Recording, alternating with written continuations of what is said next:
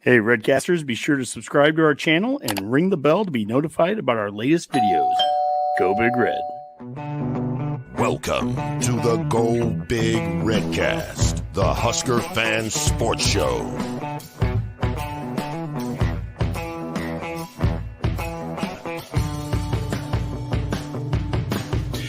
Welcome to the Go Big Redcast in episode 1 of HuskHer Huddle, which I so minded absently named HuskHer Huddle on the very first stream of this, which I'll have to update.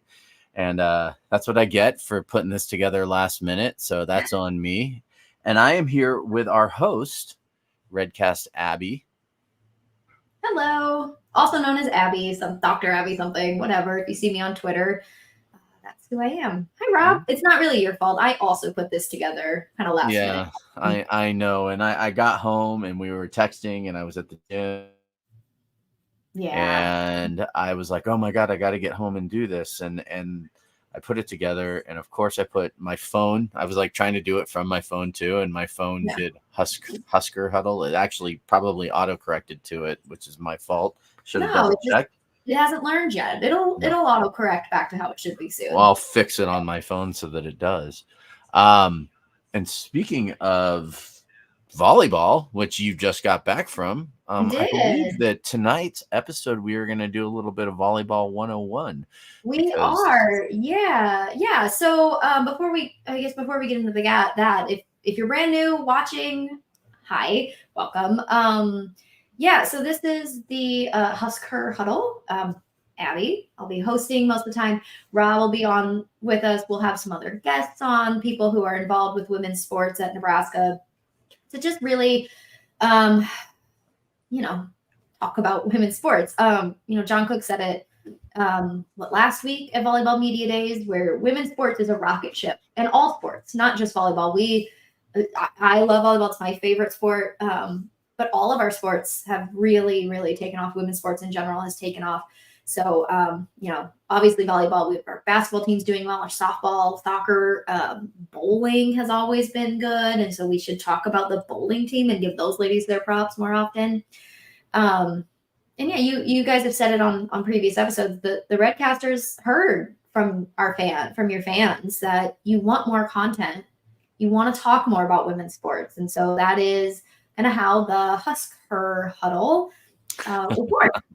Even though it does say HuskHer Huddle on the first one, but that's okay. I know. You know what? I mean, growing pains. This show is also a rocket ship. You know what I mean? You got to test them. You got to launch them into space before you. Sometimes they blow up in the atmosphere. We won't do that, but we got to make sure. Too soon, Abbie. Too soon. I was in grade school. I think I was in like third or fourth grade, and we were watching the Challenger shuttle, and we saw it blow up. And I'm pretty sure that's why my generation, Gen X, is just so like, we just don't care. We have no emotions whatsoever. Anger is our emotion. It happens. Ours is apathy. We're fine. We're fine. Oh, good. So anger and apathy. We're like our own episode of Inside Out right now. They're just like, viewers are like, shut up. Okay. So, So this is the HuskHer Huddle podcast. If it's okay, I think one of the reasons maybe that you guys asked me to be a part of this is just because on Twitter, if you follow me on Twitter, I'm sorry. If you don't follow me, don't worry. It comes up enough.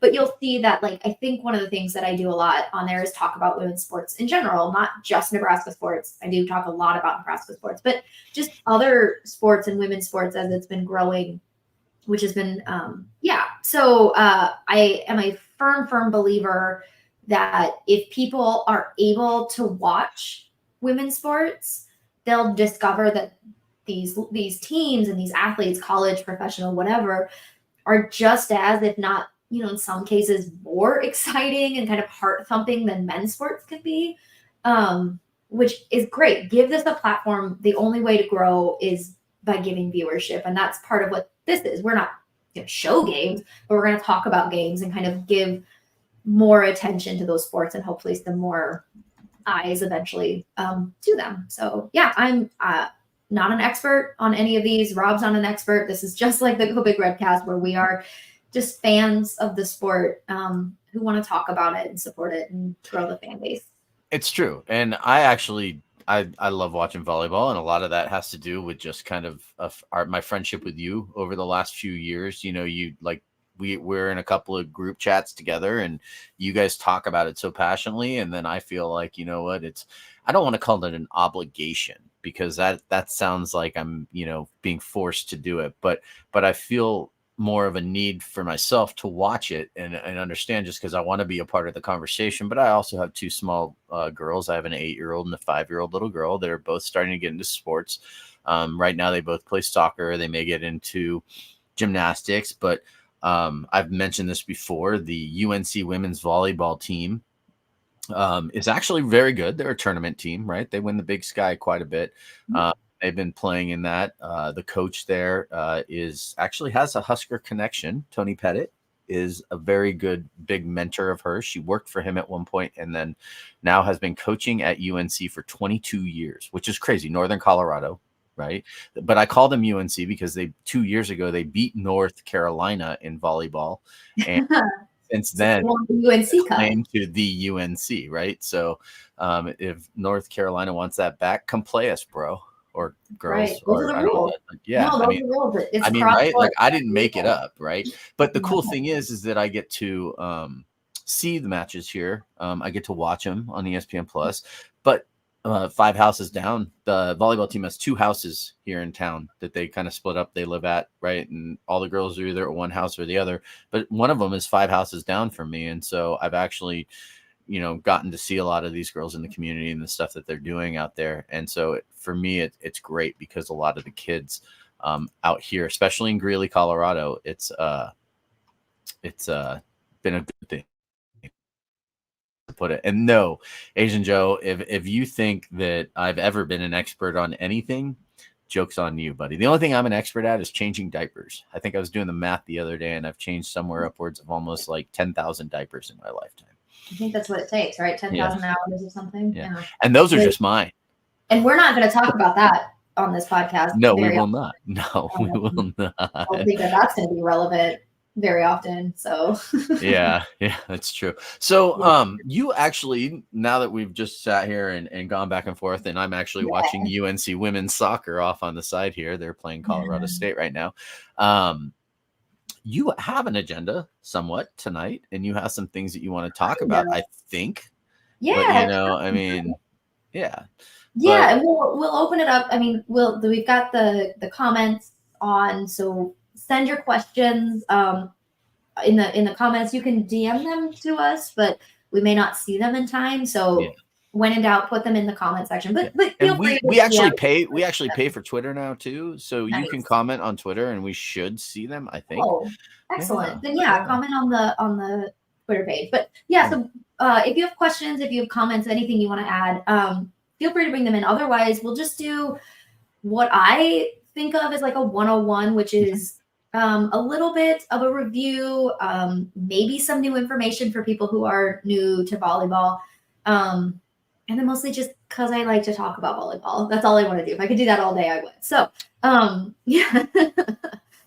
But yeah, we've got a little bit of and the former teacher in me put a little presentation together because I love visuals. Oh no, I went too soon. Oh no, you did it. That's great. It worked. I know, but I went too far. Look, so lolly things. Okay. Oh my God, volleyball. There we go. Right at the end. Again, growing pains. Nobody saw that. We'll figure it out. You guess what? You've seen the whole thing. So only 147 people watching, Abbie. Don't worry about that's it. Sorry, guys. So I thought where we'd start, because we did see quite a bit of movement this year, and I think that's pretty common. We had a pretty big new class last year, but because we saw some movement, it might be really helpful to go through the current roster of, our current players, our new transfers, our new freshmen, and who our coaches are, that kind of thing, just to give like kind of a prep work for the red-white game, which is Saturday? Soon, I think. The 24th, yeah. Oh, yeah, that's Saturday. Well, you know why I know it's the 24th?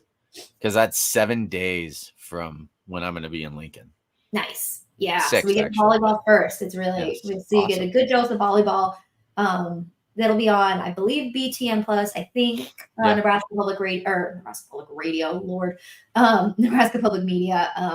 So there's a lot of opportunities to get to watch. It's a fun scrimmage, and hopefully we'll get to see all these ladies play. So yeah, so we'll just do a quick overview, and I'm really hoping I spelled everything right and got names. And if I didn't, don't tell me. I don't want to know. Okay. You can feel free to tell me. It's all right.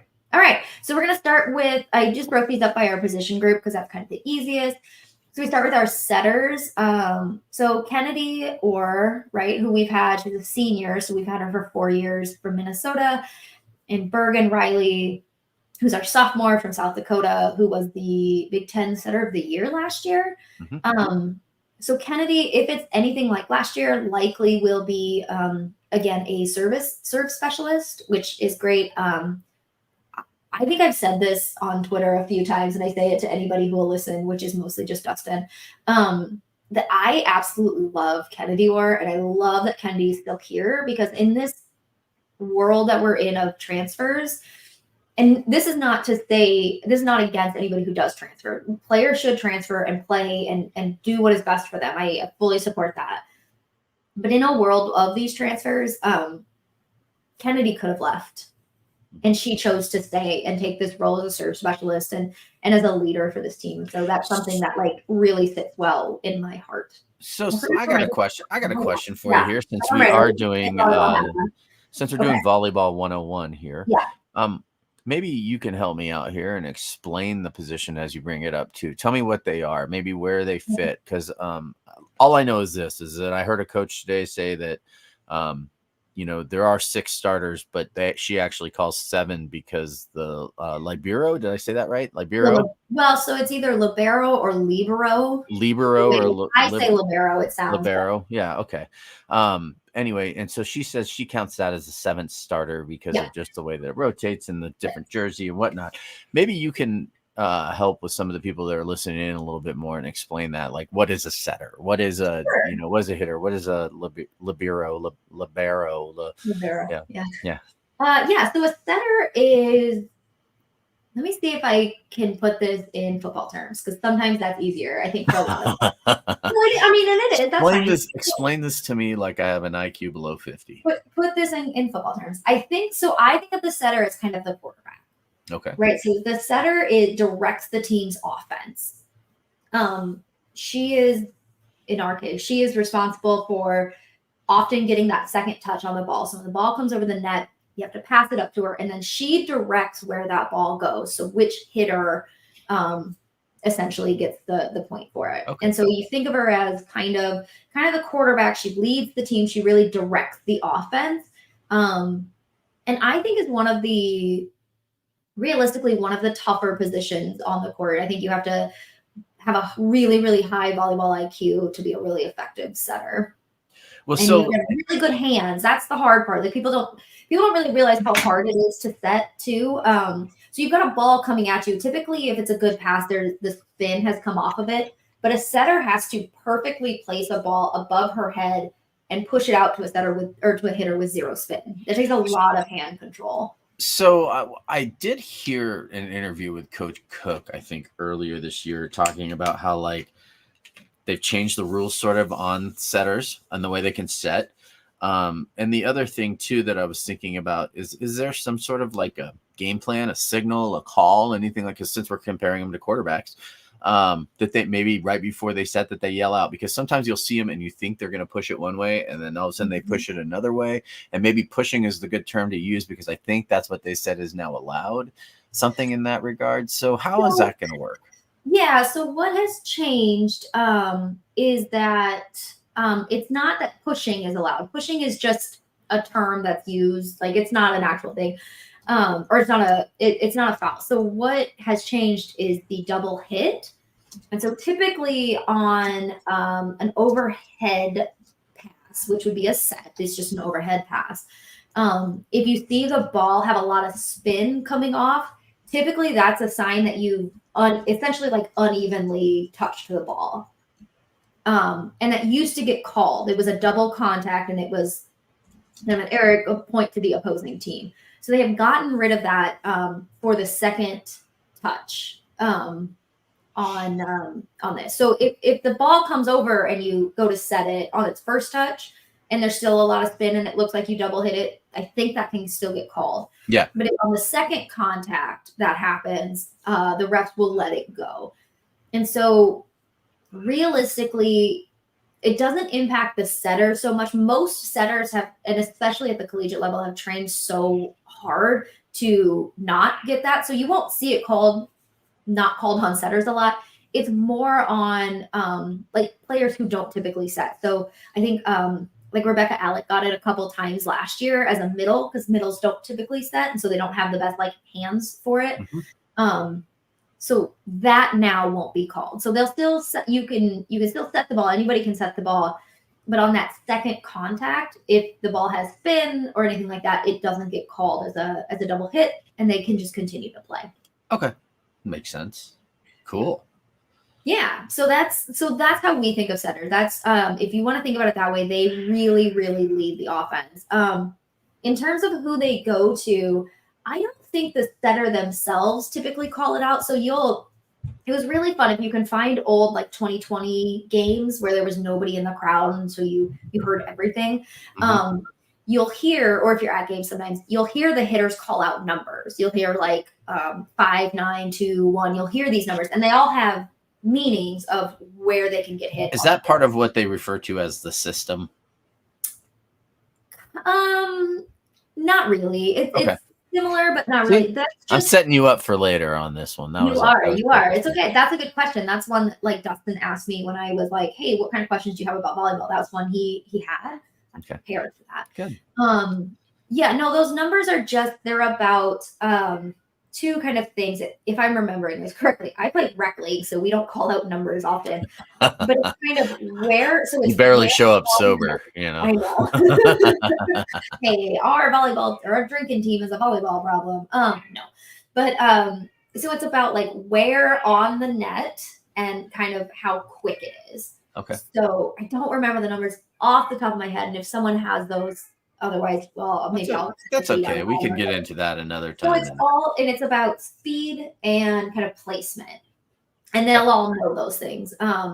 So they'll call out those numbers, and typically they'll have a game plan. So they'll know the hitters will kind of know who they're up against in terms of their blockers. So we'll know, like, okay, let's say you've got a smaller outside blocker. Great, then you know that maybe it's a better chance to hit a harsher angle on them, or maybe you can go right at them. And so if you know kind of that information, then you call your setter where you want your ball to place, and she'll put it there. Typically, you'll see them if the setter's in the back row and you've got all 3 hitters in the front, you'll see all 3 of them come up. And that's just to kind of trick the opponent of, like, maybe they don't know where it's going to go, and try to get them to be a 1-on-1 or 0-on-1 blocking. Cool. And thanks, Nick. We're glad you're watching. Nick's a big fan, so awesome. I'm glad he's here. So we got Asian Joe, we got Nick. I mean, what Husk Jerry? Gary's here. Gotta love Gary. Yeah, so we've got ourselves in there in the comics. We've got 238 people watching so far, so this is great. What's next?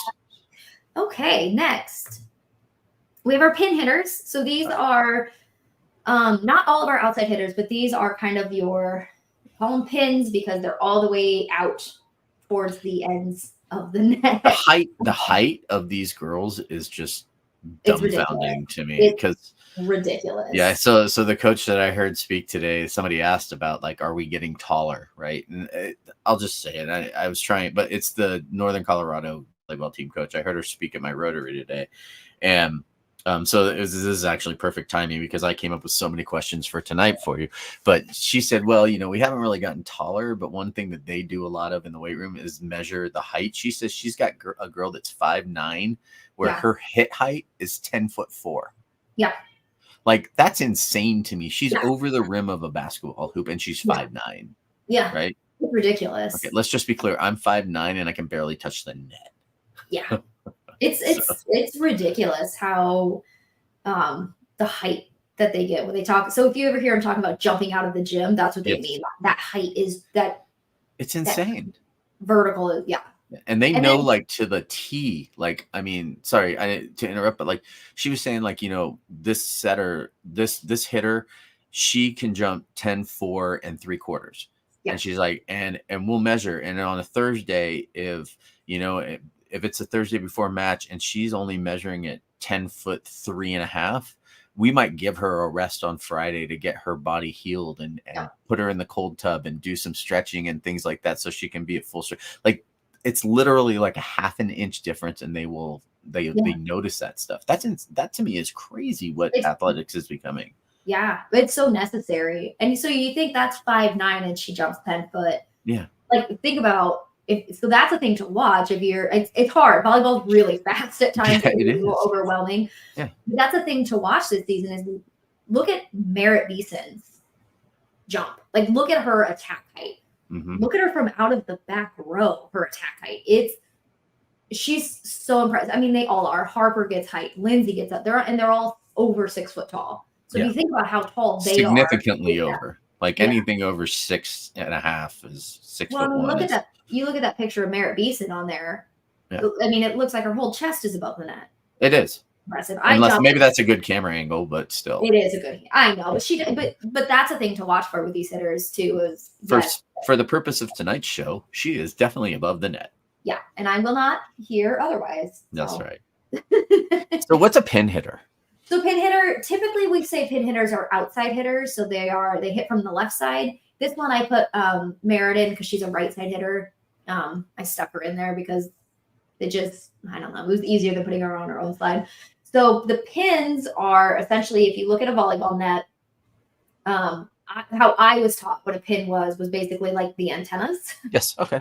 So all the way to the outside rather than being in the middle, which is the next one we'll go over. Okay. So these are your, I don't know. Well, that makes sense from a defensive standpoint too, because if they can jump that high too, when they're blocking, did I say that right? When they're blocking and they're at the net, right? And there's usually two of them there. So that it makes sense because you have to be able to get up in height too on the block, right? So yeah, and you'll find there's a cool, I don't know if it's cool, like nerdy me who took physics in high school because I was that kid. You are. You'll see, I am so big nerd. You'll see, if you watch, you'll see that their like attack verticals are higher typically than a blocker is.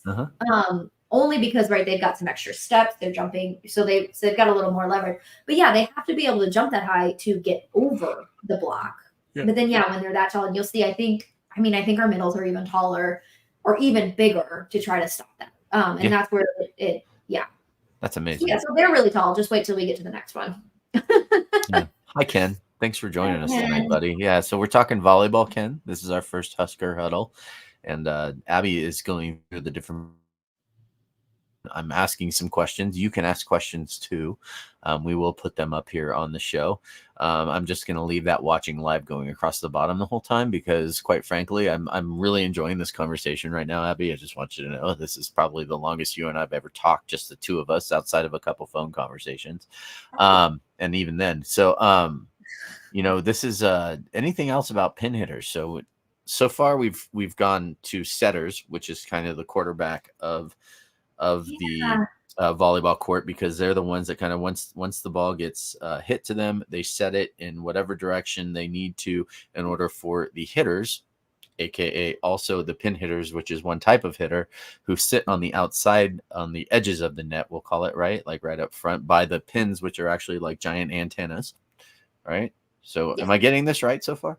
Yeah. So and you had asked a little bit ago about in system, out of system. Yes.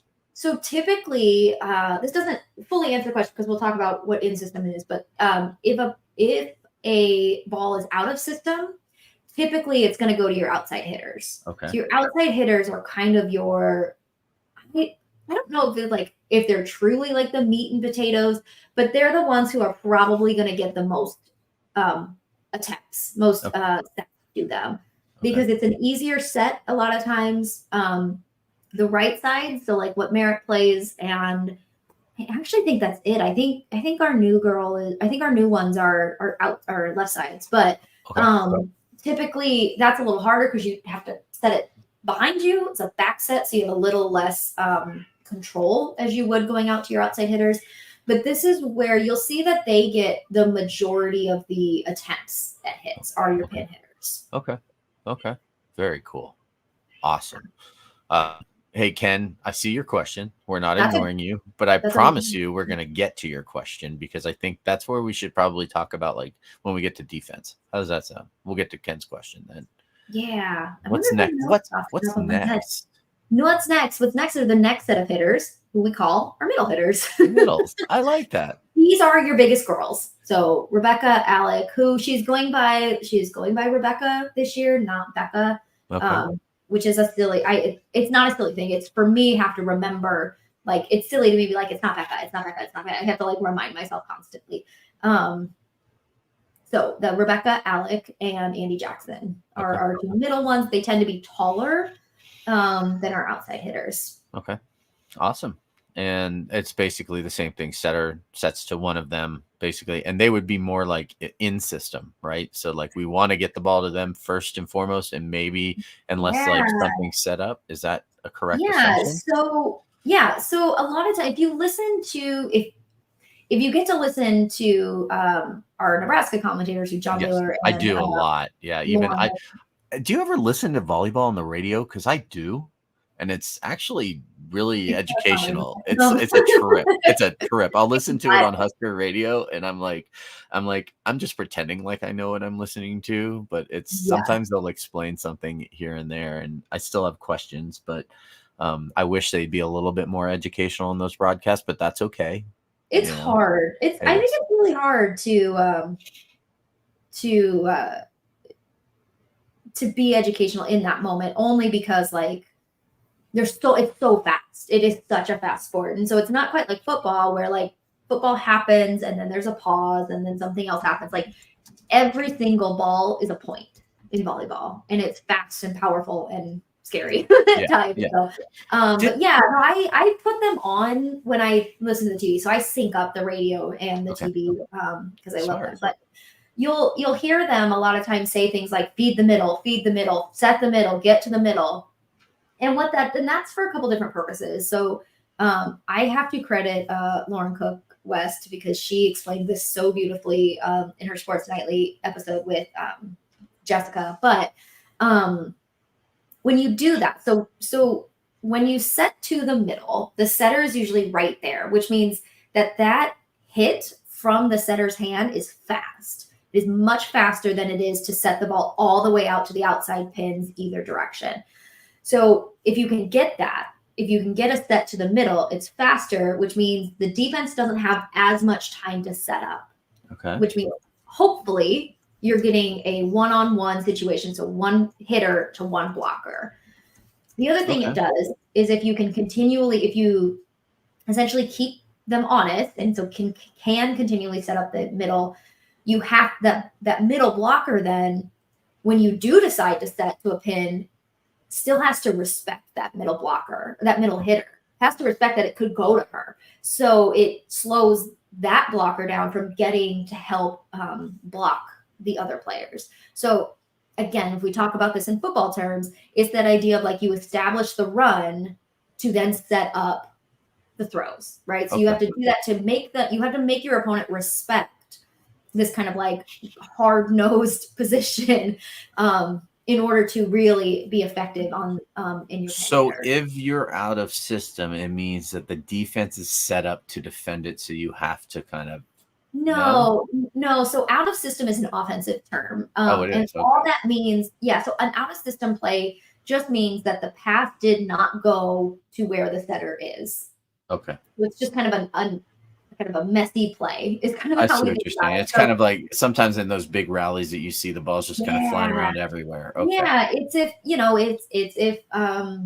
it's like they hike the ball to the running back instead of the quarterback, and it's just like the first pass does not go to the setter cleanly. If the ball goes to the setter cleanly, she has however many hitters she has up front, she has all of them open to her, which in a theory should go to the middle because that's a fast and often really effective hit. if it's out of system, so if she has to be running across the court, if somebody else has to take that first or that second pass or that second contact, it typically is going to go to the outside because that's a safer one. It's a little bit slower. They have time to kind of get ready, the ball, so that kind of thing. So that's what, when we talk about out of system plays, all that means is kind of a poor pass in the very first touch. Okay, that makes sense. And that, I mean, it sounds, why don't they just say that? It was a poor pass. I guess that's way more negative.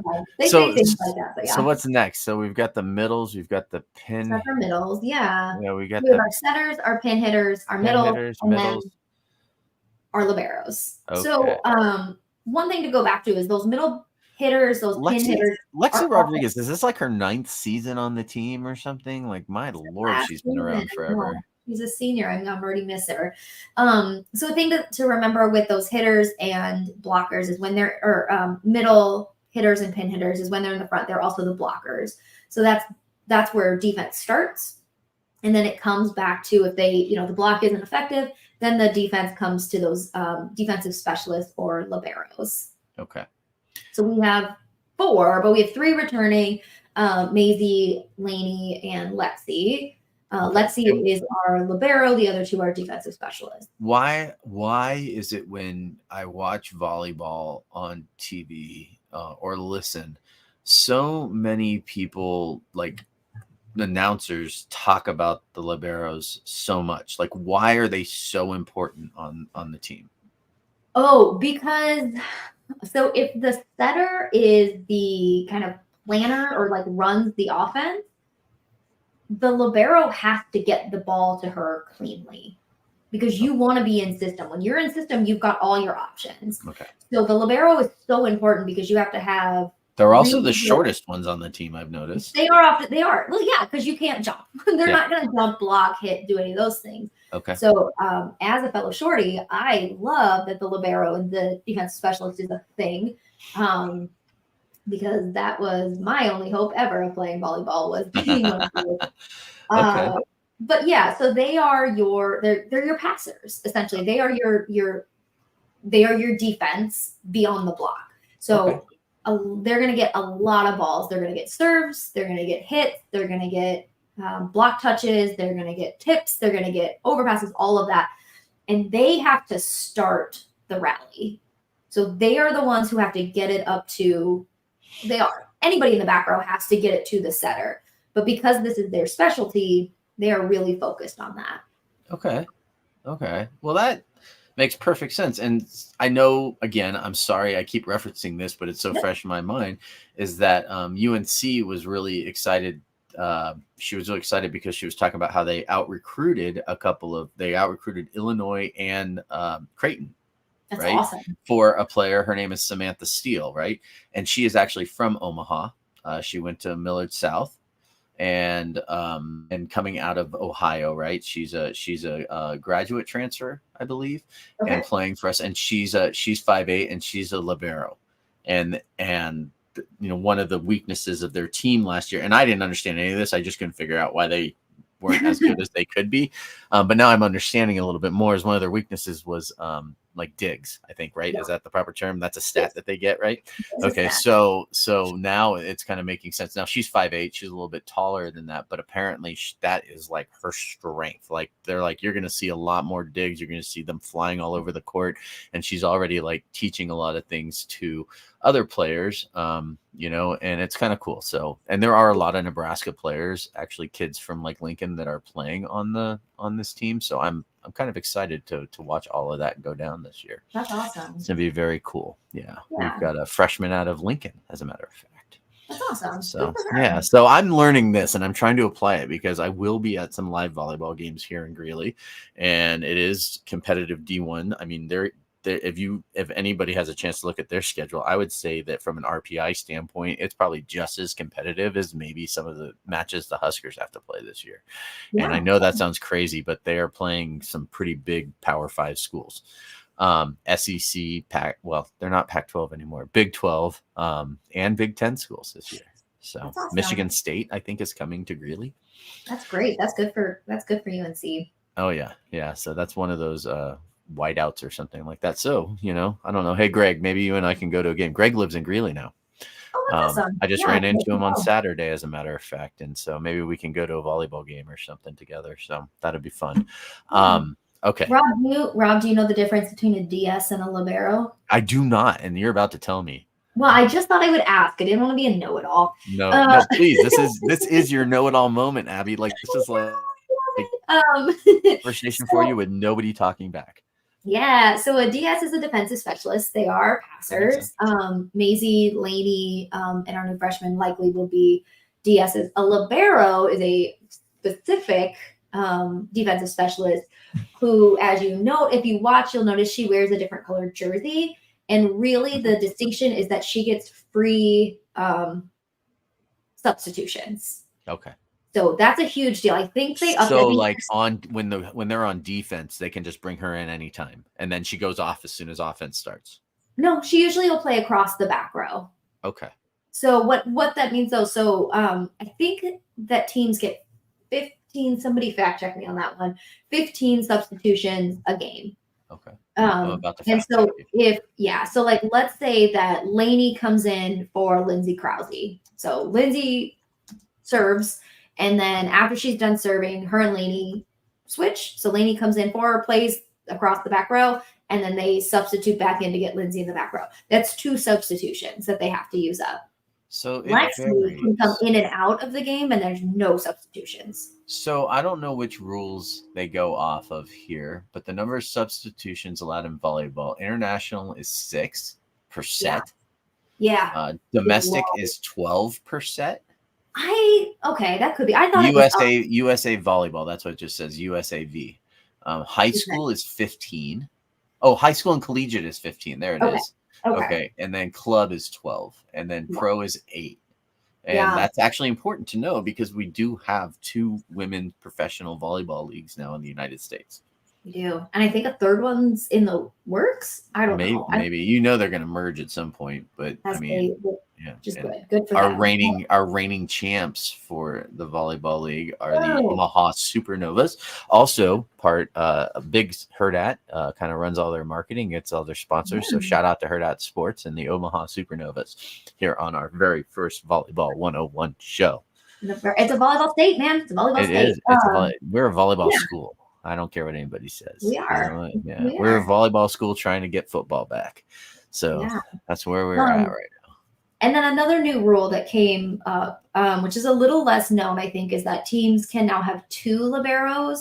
So they can't be I don't think they can be on the court at the same time. But essentially, like, we could also name Lainey a libero, and she would have free substitutions. But again, I am taking this from Lauren Cook West, who knows is much more of an expert about this than I am. That's Coach's daughter, right? That is, yeah. Okay. I heard her interview him once, and I was like, God! And then all of a sudden, like, so a kid comes into the room, and they're like, "You want to say hi to Poppy or something?" You know what I mean? I was like, "Oh my God, this is like the most like it's adorable, honest, heartwarming moment ever." Listening to them, and that's.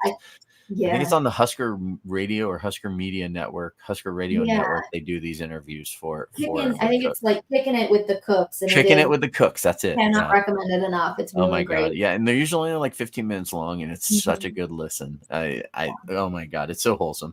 That's the word I was looking for. Wholesome.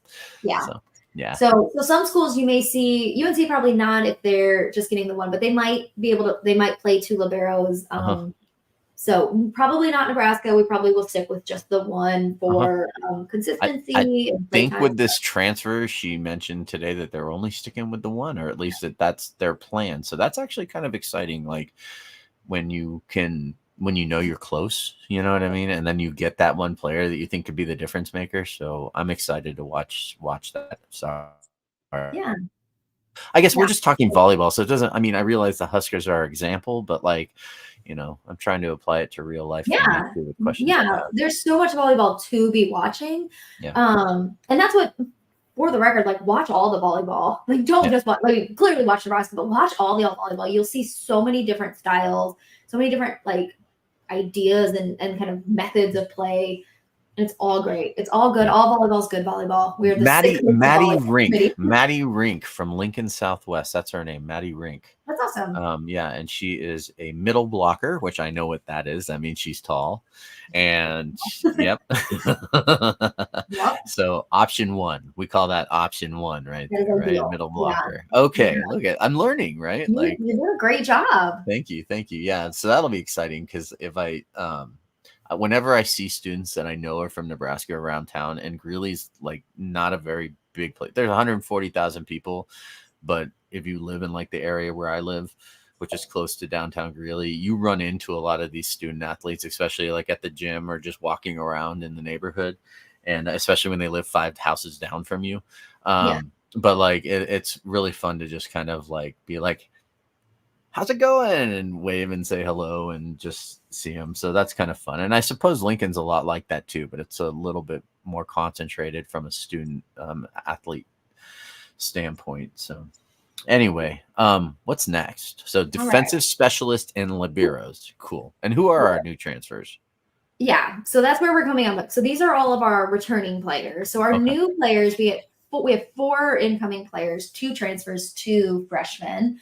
So we're getting a new middle blocker or middle, I call them middle blockers, they're middle hitters, whatever. Layla Blackwell, who is transferring in from San Diego. I think she started at Indiana. If I'm remembering that correctly, she like played a year at Indiana, went back and then went home to San Diego, and is now transferring into Nebraska for her senior year, which is exciting. It's always really good to have depth at all these positions. So having 3 middle blockers is really, really important. Just because, if something were to happen, or if, somebody's just not kind of playing well, or if you just got to switch things up a little bit, it's really helpful to have your third. And so Layla's the little blonde there at the bottom. I realized I didn't put names on those. And then Taylor Landfair was a huge get for us. If you've watched volleyball in the Big Ten for the last few years, she's transferring in from Minnesota. She was the 2022 Big Ten Player of the Year. This is a huge, huge get for us. She's an outside hitter as well. She's one I can't remember if she's a right side hitter or an outside hitter, but they're kind of cross training a lot of the hitters to be both. So yeah, that's so Nebraska. Such a big get. That's so Nebraska. Hey, you want to play, you play wherever we put you. We've had some cases of that. I mean, I don't think it was 2017, but it was one of the years we won a national championship that year they just moved one of the girls, one of the sisters, and so they moved one of them over to right side, and she did great over there. And it's a good sign about our culture and kind of how the team dynamic, that they're all so willing and wanting to be cross trained to kind of go wherever they're needed. Again, I mean, honestly, why would you not want to come play for one of the greatest volleyball coaches in the history of the game? Not one of the current GOAT. Well, I mean, Terry Pettit was pretty awesome. So, I mean, what I mean? I'm not. No, that's why I said current GOAT. Yeah. Current GOAT. Okay, current GOAT. There we go. We'll get there. We got a whole slide about John Cook. There, we'll call him the Michael Jordan of college coaching. The John Cook effect, yeah. Yeah, the John Cook effect. Cool. So those are our transfers. What's next? I'm excited. This is fun. I don't even know how many slides you have. We just keep. Just a couple more. It's fine. I got really excited making them. So then we have our incoming freshmen. We have Olivia Mach. I think that's correct. Again, somebody fact check me there. She's a freshman. She's from Bennington. So we got another Nebraska girl. She was the Nebraska Gatorade Player of the Year. She was the 2nd ranked libero and the 16th overall prospect, which is huge. That's like a huge get for us. And then we got Skylar Pierce, who is a freshman from Kansas. She was the Under Armour All-American Match MVP. If you got a chance to watch that, phenomenal. I mean, is that like the McDonald's All-Star game for high school basketball? I think so. Yeah, Okay. It's pretty similar to that. That's cool. She was the top outside hitter and the 4th overall prospect. Like in the country? In the country. That's insane. Yeah. Yeah. I mean, yeah. So it's going to be her really parents must be so proud of her. I'm proud of her. Like she's not even mine. I follow her brother on Twitter, and he's so great. The whole family they're so supportive. I love that. That's great. I love that. So those are our 2 incoming freshmen. Again, if you watch the scrimmage on Saturday, you'll probably get to see them play. How many people are generally on like a roster? I think there's 12. So here, that's right. An interesting thing if that house settlement goes through. Ours are usually pretty. I feel like ours are a little bit smaller. I know that like Texas has like 16 people on there. I mean, they have some ridiculous amount of players on their team. It's good for depth, right? It's really important to have that. It to me feels a little overkill. At some point, so I'm trying to look it up right now. I think like UNC has like 15 or 16 players. It could be, yeah. And I don't know.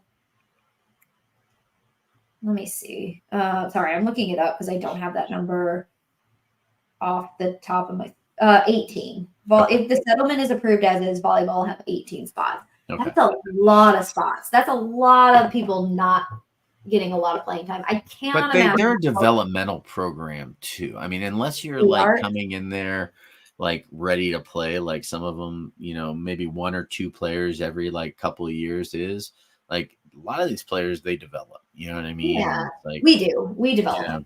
Yeah, that's important. That's an important part. Yeah, 18 is still a lot, and you can only play 6 at a time. That's a lot of people who aren't getting playing time. So we'll see if teams really stick with that. It's nice that they will have that ability, but I just can't imagine that we would go that way. It in my head, in my heart, feels unfair to a lot of those girls who could get that playing time someplace else. So we'll see. We'll see how it goes. That's fair. What's next? I think you can have 6. I think you can have 16 now, or maybe I don't remember what the actual. Maybe there's not a roster limit. There's a scholarship limit. Yeah, always a scholarship limit, which is hard. Yeah, which I think is stupid, and we can talk about that another time because of, that's what we're doing here, Rob. If we can talk about volleyball, get people to watch volleyball, there'll be more money to volleyball. See, we're doing the Lord's work here. Yeah, there we go. Yes, recruiting is the upcoming sophomore class had the national number 1. We have the number 1 recruiting class. Middle blocker and setter and libero, and I know what every single one of those positions is now. Thank you, Greg. Yeah, and a couple of our other ones. I want to say Carolyn. I'm a quick learner, contrary to popular belief. Yeah, we had a really great. We always recruit pretty well. It helps, right? We're one of those things where it helps that we're a national brand in volleyball. And people want to come play for us, which is great. It is. Yeah. We are the Alabama of volleyball. When it comes to that. Yeah. We get all the 5 stars. We get them all. We want them all. So so now just a quick look at who our coaching staff is. Who is that guy? I've seen him before. This guy. We've seen the coaching staff hasn't changed this year with John Cook once again. He was the Big Ten Coach of the Year last year. He was the Division I national coach of the year. He's got like an 87% win rate at Nebraska. It's one of the top winningest rates. He's got over 500 wins. He's GOAT. He's got 4 daddies. GOAT. You put GOAT on there too. Like you didn't even like hesitate. You just big red capital letters. GOAT. He's volleyball coaching GOAT, man. Yeah. So that's great.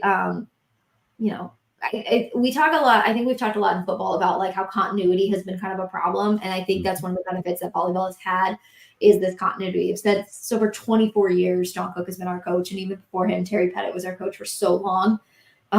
So hopefully, administration can know that and keep their hands out of volleyball. Thank you. There you go. Yeah.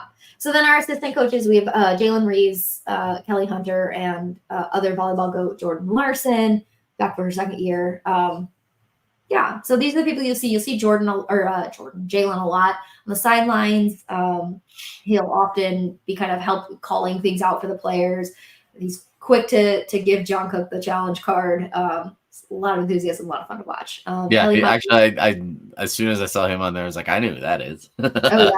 Yeah. Oh yeah. I mean, he's great. He's a really great presence to have on the court. he was a libero, I think, at BYU. So he helps a lot with defense and does a lot of that stuff. Kelly Hunter was our setter. She was an NCAA MVP, setter of the year. So she works a lot with her setters. And then if you don't know who Jordan Larson is, please leave now. Yeah. Oh, somebody actually left. No, really? That's embarrassing. Sorry. Did you see that? Did you see the number go down or something? It just went down by one, so I'm sure it was no big deal. It's just It made me laugh. It was really good timing, whoever that was. That's actually really funny. Yeah. So Big 12 Player of the Year, 2-time Big 12 Defensive Player of the Year. She's in the Nebraska Hall of Fame. She's got 4 Olympic medals. She was an Olympic MVP. She is the volleyball goat. She's the governor. She is everything. She's perfection. Yeah, really, really glad to have her come back. Abby stands. Abby stands. Oh, I stand. She's a Jordan. queen. Yeah, Yes. I love Jordan Larson. Yes. Always have. As most people do. 50-year-old man great usually stands. She's just been a really good ambassador, too, for the program, I think, because people know who she is outside of Nebraska. I just think she's done a lot of good for the program with her international play. That's great. So, She's done a lot of great for the program. How's that? amazing. Yeah. Bringing home another medal. Come on now. Let's do it. Let's go. All right. So that's it for the team and the coaches, which that's a lot. I feel like I've just been talking forever. I think this is the last slide, and this just gets into our preseason stuff about the team. So this is less about like the kind of nuts and bolts and more about what we have to look forward to. Mm-hmm. So I guess if there's other questions about. Yeah. I mean, the only question, and Ken left, was that, he wanted to know about who leads the team in kills in 2024. And Ken will answer that. Hopefully you'll come back and listen at another time. I'll shoot you a text later and let you know. Was in 2024 or who was it in 2023? No, I think who leads it? Like who do you think? Like what's your prediction? I think is the thing. Like right, we always do stuff like who's going to lead in receiving yards, who's going to lead in passing. Obviously, we know who that is this year, but I think it's going to be Merritt, and I would give Merritt really good odds, depending on how the season goes, at being Big 10 Player of the Year. Okay, and that's like, and a kill is basically like if you're one of the hitters, you basically, I don't know how else you put it, score a point, right? Like that's a really, really good question, Rob. So a kill is an attack that leads to a point, and an attack gets a little like layery. So an attack is a hit by a player with the intent of scoring a point. So sometimes you'll see them pass the ball over. Sometimes you'll see them just like push the ball over on the third one. Mm-hmm. That's not an attack. An attack would be a hit. So when they go up to jump, if they like roll it, sometimes you'll see like Bergen sometimes dump the ball over when she's in the front row. Mm-hmm. Those are attacks. So it's a hit with the intent of scoring a point, and a kill is if you score the point. So there can be like on a scale of like 1 to 10 on a hit over the net. Anything from like a 1 to 4 is probably no, but anything from like a 5 to a 7 might be gray area, but 8 to 10 is like violent level. Rob, it's even easier than that. If the God, please. Okay. It's super easy. So if the intent is to score a point, it's an attack. Okay. That's well, it. and I always say that because like if the intent is just to get the ball, yeah. Oh, sorry. You're gonna put that question up for Nick. Yeah. I'll do it. I got it. I'm sorry, it just popped up. So using 2 hands can be a kill. That's a really, really good question, Nick. So some of the places where you'll see that are, like I said, when the setter dumps the ball. So if she goes up to set, and sometimes she'll jump and then just box the ball over. That's an attack. Because she sees space on the court where she might be able to drop it in there for. Yeah, the intent is to get a point. Now, also if the ball comes over on an overpass, if like so let's say somebody shanks the ball and it comes up real close to the net and comes over, and Rebecca is really good at this. She'll just you can't see my hands. She'll just kind of I can see them. Ball right over. That's an attack. Okay. That counts as an attack. That counts as a hit. It's not a block. Yeah. Okay. So and that it's counts not as super common. You don't see a lot of 2-handed ones. Yeah. But you can. Yeah. The whole purpose of it is there an intent? Is there an intent to score a point, or is the intent just to get the ball over? Because like sometimes they do it and the intent is to throw off the defense and try to surprise them. Like they think it's going to get like a spike in the But you can tip it. Yeah. and then all of a sudden, like they're just like psych, and they just push it over the net to a spot. Okay, and there's an intent there, so that can be considered a kill. Yeah. So as long as the intent is to score a point rather than just get the ball over, then it's considered an attack. Okay. And with an attack, you either get a kill, which is a point for your team, you get an error, which is a point for the other team, or what they call a zero attack, and it just means the play continues. Yeah. Okay. Yeah. So that's what happens. So yeah. You will not see me with a stat book trying to keep stats for volleyball this year. It's hard. It's really hard. It's actually really, really difficult. Yeah. There is some subjectivity to it, which makes it challenging. So God bless the people who do it in game. Yeah. So they're number 1 in the Big Ten preseason poll, but they're number 2 in the AVCA preseason poll behind we won't talk about. We don't say those words, horns down, always. Sometimes you just wake, like I said, and I think it's my pinned tweet now, is sometimes you just wake up in a mood. That's right. You know? Yeah. You know? And it's funny too. There's a kid that played basketball here in Greeley, and he's now a coach at Horns Down. And I ran into him picking up his little brother at school today because he's just here for now and then headed back to campus in a week. I'm like, what are you doing here? And I was like, what are you doing here like that? Because he's actually from Nebraska, right? And he never got a chance to play for the Huskers, but he was playing here at UNC, and I just befriended him. He stopped me on the street one day because I was wearing Husker stuff, and we started talking, and I looked at him, and his name's Connor Creech. He's a good kid, man. But he's got a little brother at my kid's school. And I said, what are you doing here like that? And he just looked at me like, that's a good one. Well, you remember there was that time just a couple months where Jordan Larson was an assistant coach for Texas. And it was like, oh no, what is happening? Thankfully, it's unfortunate the reason she had to come back, but it's really, really fortunate she came back to us. Yeah. She saw the light. Yeah. I mean, I'm really excited. I have to say that, like, and I owe a lot of my volleyball fandom for Nebraska. Like, I'm less of a casual fan now to where I will literally like be upset if there's like a football game on and a volleyball game at the same time. And like, I have to figure out how I'm going to be able to watch both, because usually if I'm watching football, I'm trying to pay attention to like my family on this, doing something like folding laundry or something like that and talking with the girls. Now I'm going to, now I've got volleyball here and I've got football here and I've got kids over here, and I'm still trying to pretend like I'm doing chores so that I can watch all of them at once. And it's pretty exciting though. It is pretty exciting. Thankfully, Nebraska sports have got it figured out. And I think because volleyball and football are so big, they don't schedule them at the same time, thankfully. So it's fun on Saturdays where you can just like go from football to then just like, great, let's go watch volleyball now.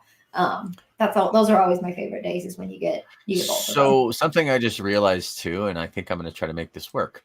I am going to try to go to the Devaney Sports Center next week. Are they playing? No, they're not. Oh, they are at 7:00. Nebraska is playing Texas A&M Corpus Christi, and I'm going to be in town for the UTEP game. And we talked a little bit about that too. I'm actually really excited and super thankful to Keith Mann and Vicky. They're in the athletic department. They granted me basically sideline passes for the games as a member of the media for UTEP in Northern Iowa this year, and quite frankly, I'm blessed. I think that's the coolest thing ever. But I think I'm going to go out of my way and make sure that I am going to attend that on Friday night, because I got nothing better to do. And I think I'm staying with Honky, and I think he has some kind of a fundraiser event for his job as the working for the Husker Fund there in the School of Business. And I'm kind of on my own. So I think at 7:00 next week, I will be at that game or at that match, if I can even get a ticket, I should say. I was just going to say, I wish you luck. Try looking online first. I will look online first. I got a few people I could probably ask to. I'll be honest with you. And so I'll figure that one out. I didn't even realize that they were playing until just now. So I will be texting a couple people here. And then from there, I mean, geez, we got football. We got football and volleyball next weekend, which is huge. Yeah. My Lord, Abbie, we're there. We're here. there, literally. We've been here. We are 7 days away from just like a huge weekend in Lincoln. It's going to be amazing. Yeah. Yeah, because that's the first Husker volleyball match of the year. Yeah. At home, at least. They're playing Kentucky, I think. Anybody who gets a chance to watch them play anywhere, but especially at Devaney, would take advantage of it. I haven't been to Devaney yet. I've only seen them play at the Coliseum.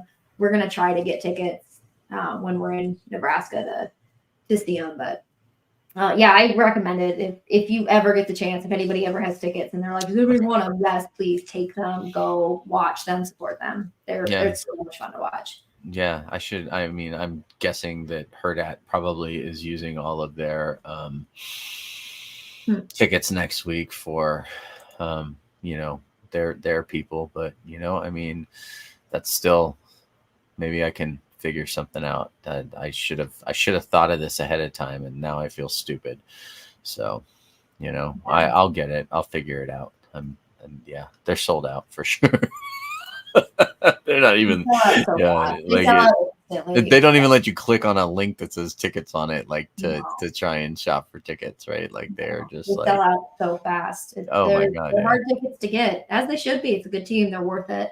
Yeah, well, maybe if you're out there listening and you have accessibility to some Husker volleyball tickets, quite frankly, I don't care where they are. I would love. It's not a bad seat. There's not a bad seat. Not a bad seat in the house. So awesome. Well, I don't know. Anything else we got on the list tonight? No, not about. I don't think about volleyball. Like I said, again, watch the red white game is Saturday. The documentary airs, by the way, the E60 or the ESPN documentary airs, I believe, Sunday, or is it Saturday after the red white game? I'll double check. I should know that. And then there's an extended cut will be on ESPN Plus afterwards. I hope it's okay to say this. Got a sneak preview. I have seen the documentary. You've seen it. I have seen it, and it is because it's good. It was not what I thought it was going to be about. I really didn't know what it was going to be about.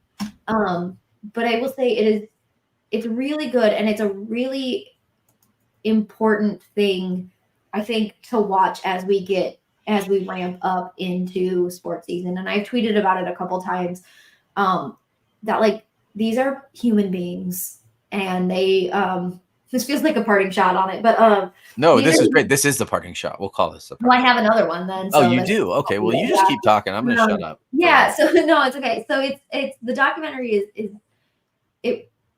I hope reminds anybody who needs to be reminded that these are human beings who read the things you say to them. They read your DMs. They read your messages. It affects them. They're kids. Harper Murray's was 18 years old, or I think 18 years old. It really, really does a good job of showing kind of the impact of what it's like being a player of a team of this caliber and this level of fandom.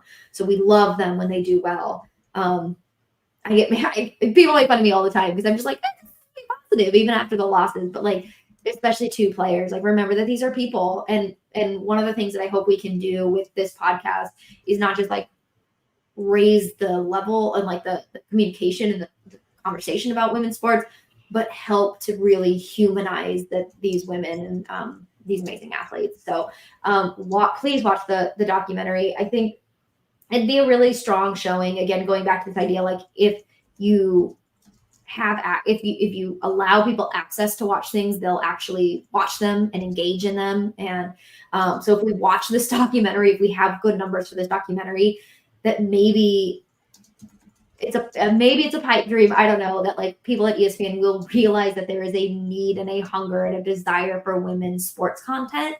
My little dig beyond Caitlin Clark, like women's sports is so much bigger than one person. It is so much bigger than one team, 1 year. So this is even bigger than just Nebraska volleyball. This is, I think, if we can really show that there's a desire for this and that we'll watch it, people will watch it, that we'll get more access, more media coverage, more documentaries. We'll get more of this stuff to really support these women. Yeah, and you know what? The fact of the matter is I think part of it is what you're doing here, Abby. When we sat down and we talked about this, I'm not gonna lie. I had a vision for what you and I would sit here and do, and this exceeded my expectations so far beyond anything. Your prep on this, I know, like we screwed up the name at the top of the episode one, whatever, but it won't be like that when we actually put it, online. We're sending this episode off to Herd Sports so that they can publish it as a podcast out there for everyone to listen to. If you've got friends that are listening or that you think should listen, please pass this along. Maybe they don't like this. I don't know why, but it happens. But they want to hear more about women's sports and they want to listen to it. I have to tell you, Abby, you killed it tonight. You absolutely killed it tonight. And this is just everything that I wanted it to be. And I appreciate you for all of that. And I'm going to let you do the one and only parting shot tonight before we get out of here.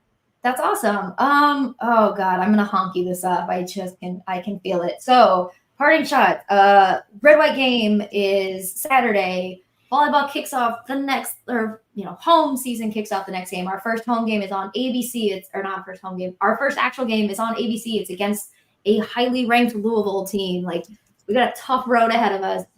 Tune in, go to games if you can, be supportive, be positive.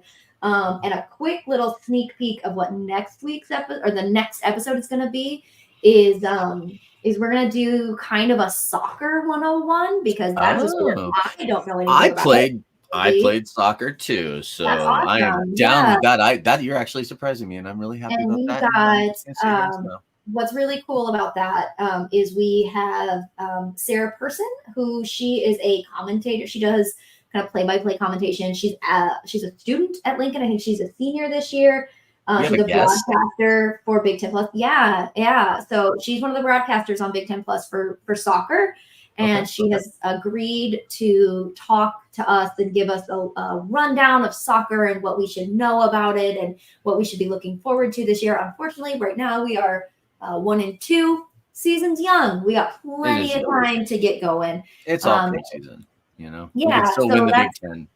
Yeah, we still could. It's going to be real tough. All the seasons, all sports are going to be tough now with the new teams. But so that's a little sneak peek of what our next episode is going to be. Not sure when that'll be. I got to reach out with her and schedule that. But that's the kind of stuff that we want to do here too, is get the people who are involved in it at the college level. So, announcers, play-by-play, if we can get players, if we can get coaches, if we can get those kinds of people, that's what we want to do here. We want to make this just like a really fun women's sports podcast. Yeah, this was amazing. Thank you so much. And for all of you guys that joined us, even Marty Honky is here. Honky's mom. Hi, Marty. It's good to see you. My mom is here somewhere. We just not. Yeah, she's in here too. And to all of you that came in here and listened and gave us a chance, I will say this: the most impressive part is how many men got on here and were listening to this and listening to the show about the women's sports, because Nebraska is a volleyball state, and that's where it's at.